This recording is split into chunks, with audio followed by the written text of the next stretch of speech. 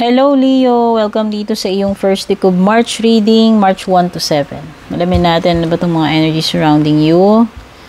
Thank you so much sa mga nag-subscribe sa ating YouTube, nag-like and follow sa ating FB page. Sa mga hindi pa nakasubaybay, mga bago dito, hello and welcome. Don't forget to subscribe sa ating YouTube, like and follow yung ating Facebook. Regarding personal reading services, malapit nang mapuno yung slots natin for March, nasa kalahati na. Kaya sa mga gusto mag-avail, dumiretso lang kayo sa aking legit na FB page. Doon po kayo mag-PM. Shoutout sa ating mga YouTube channel members bago ko makalimutan.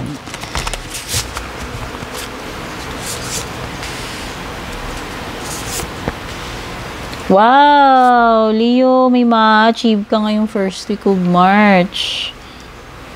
Ayan o, may makukumpleto ka. Doon ka na sa finish line. Kung ano man itong matatapos mo. Mukhang mananalo ka dito.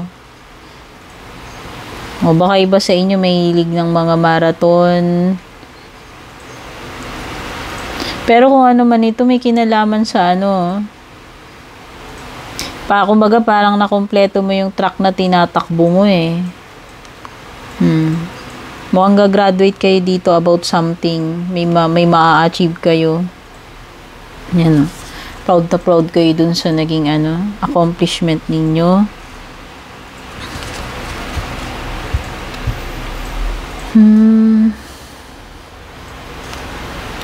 Okay, pwedeng yung iba dito.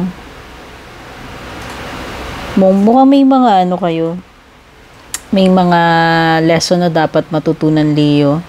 Pero yun nga lang, you will learn the hard way kasi baliktad to eh. So, may mga pangyayari na kapupulutan mo ng aral ngayong first week, pero hindi siya, kumbaga, hindi yung enjoyable na pamamaraan ng learning yung mangyayari sa'yo dito. Sabihin natin, challenging siya. Okay, pwedeng iba dito, may mga bagay kayong nire-refuse tanggapin.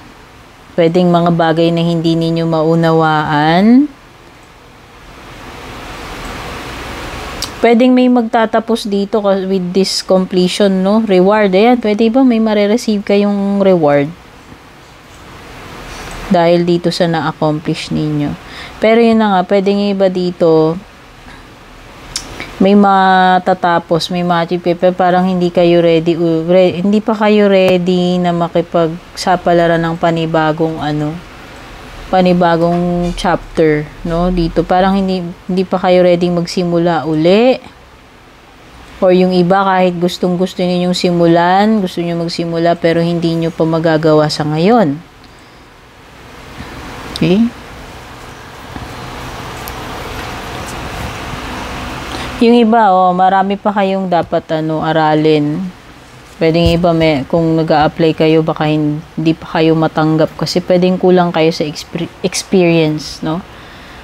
Or pwedeng may mga hinahanap sila sa inyo na certification or diploma o kung ano man na pwedeng wala kayo nun. Pwedeng yun na. Kailangan nyo pang i-accomplish yun, kailangan nyo pang aralin, no? O yan, pwedeng iba dito. Pwedeng iba teacher as a profession, no? Kayo ay educator, teacher. Pwedeng iba baka hindi kayo nakapagtapos ng pag-aaral, kaya yun yung hadlang sa inyo, blockage, no? Kaya pwedeng iba gusto niyo mag-aral, tapusin yung pag-aaral niyo. Pero pwedeng yung iba sa inyo dito baka masyado na kayong matanda para mag-aral. Kaya parang feeling ninyo parang impossible na, no? Okay? Yung iba wala kayong peace of mind ngayong first week of March. O baka may mga gumugulo sa isip ninyo. Ano ba itong mga naiisip ninyo? Marami ba kayong pinoproblema, i-stress about, nai-imagine, no? Pwedeng maraming nagpapagulo ng isip nyo ngayong first week.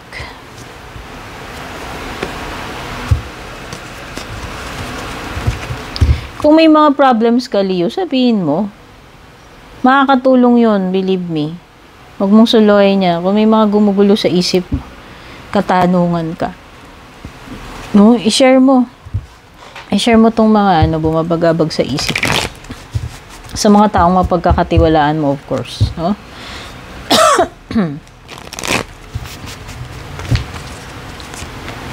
The Devil card, Capricorn energy. Wow! Graduation indeed. Makakalaya ka no. Sa Devil situation, toxic situation.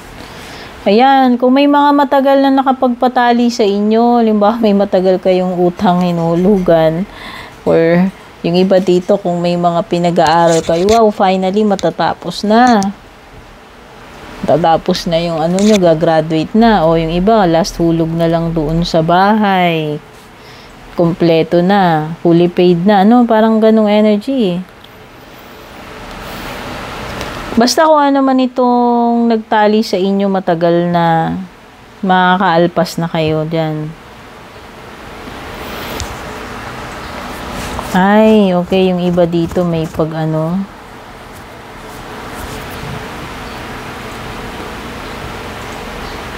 parang yung iba, alis kayo. Parang may energy dito na aalis sa bahay. As in, parang maglalayas. Iiwan yung family. Kung hindi man actual na maglalayas, like parang naghiwalay na mag-asawa tas umalis yung isa, pwedeng parang mapipilitan na umalis kasi kailangan maghanap buhay sa ibang lugar or sa abroad. Kasi yan parang it's a form of sacrifice na kahit mabigat sa kalooban na maging magkalayo kayo or lalayo kayo dun sa family nyo, is kailangan ninyo. No? Para sa family nyo rin yung ginagawa nyo sacrifice. Parang maghahanap kayo ng ng kapalaran nyo sa ibang lugar. Baka palarin kayo doon. Gagawin ninyo ito as a sacrifice, itong pag-alis. Pero pwedeng iba dito talagang aalis lang, as in maglalayas. No? Ayan, hindi ko alam kung anin dun sa inyo. May water sign energy din. May Capricorn, tsaka Cancer, Scorpio, Pisces energy. Pwede kasing iba, ipupursue ninyo yung dream ninyo.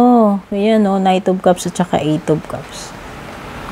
So, feeling ninyo walang asenso sa Pinas. Yung iba, ganyan. Kaya kayo makikipagsapalaran abroad. Or bawa, wala nang dito. Feeling mo, hindi ka nag-grow dito sa current career mo. Sa current company na kinaroroonan mo. Kaya ikaw ay lilipat na lang. Maghahanap ng ibang opportunity. Or dito, sa relationship na to, feeling mo, wala nang reason pang mag-stay dito sa person na to. Kaya alis ka na lang din. Pwedeng gano'n, Kung anong nag-a-apply sa inyo. Tingnan natin love life mo, Leo. Chaser. Kung may gustong umalis dito, merong gustong maghabol.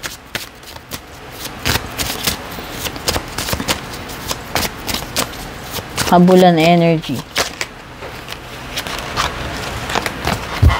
Or, para kasing sinasabi dito, pagod na tong maghabol. Kaya kung meron man naghahabol sa'yo, Leo, baka napagod na rin yan. Baka tigilan ka na rin niya finally. Or kung ikaw yan, pwede kasing energy mo yan, o energy ng person mo. Pwedeng marirealize mo na, ayaw mo na, sawa ka na rin maghabol dito sa person na to, or sawa nang maghabol tong person na to sa'yo. Yan, either, doon sa mga binanggit ko. Ayan, mas mag-focus ka sa self-love, kung iniwan ka man yan, kung aalis man yan ngayong March, kasi may energy ng pag-alis, hindi mo na siya pipigilan, hindi mo na siya habulin. Okay, or, ikaw na yung kusang aalis dito, ayan, kasi may pag-alis. Para bigyan ng respeto at pagmamahal yung sarili mo. Ayan, yan yung mga na-pick up ko sa love life mo. Tignan na natin yung closing message para sa iyo.